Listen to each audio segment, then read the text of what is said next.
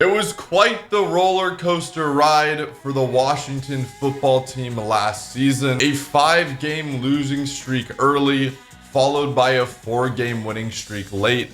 Saw 4 different quarterbacks, but the trend was clear in Ron Rivera's first season. The team went from 3-13 to 7-9 in an unexpected NFC East title. But now all the attention turns to Ryan Fitzpatrick as the quarterback comes to town to help bring Washington back to the playoffs. All right, so as mentioned last season, they finished 7-9, 3-5 at home, 4-4 on the road, and 4-2 within the division. Offensively, they ranked 30th, putting up 317.3 yards per game.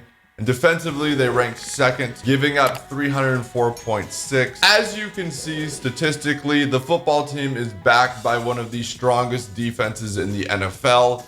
Any improvement from an abysmal offensive performance last season could be enough to lift Washington to another NFC East title. When the draft rolled around, they selected Jamin Davis, a linebacker out of Kentucky, in the first round.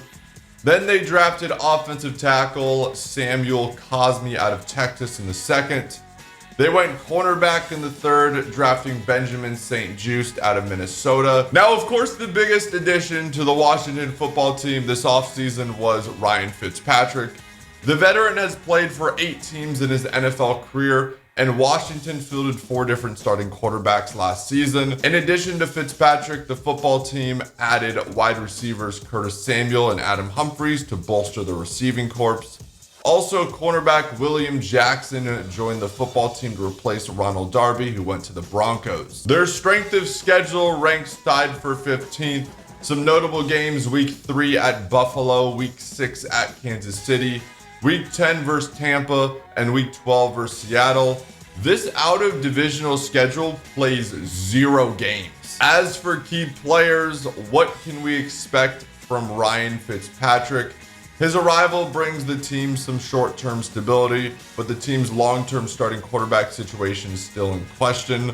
But that is a conversation for another day. There is no question Fitzpatrick is an upgrade to last year's often stagnant offense.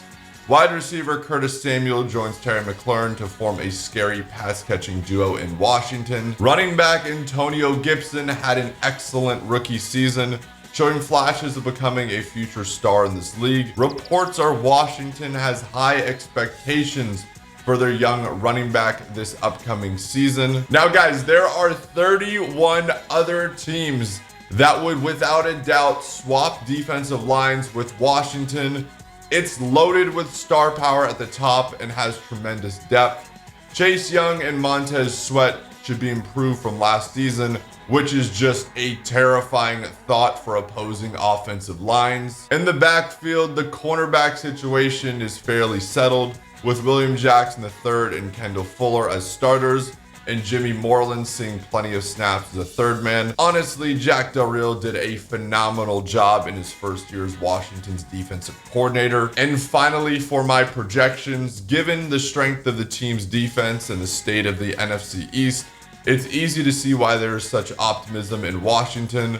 The key this season will be how Fitzpatrick plays and the development of young players, especially Antonio Gibson. If Fitz can play like Fitz magic and limit the turnovers, Washington can win the division again.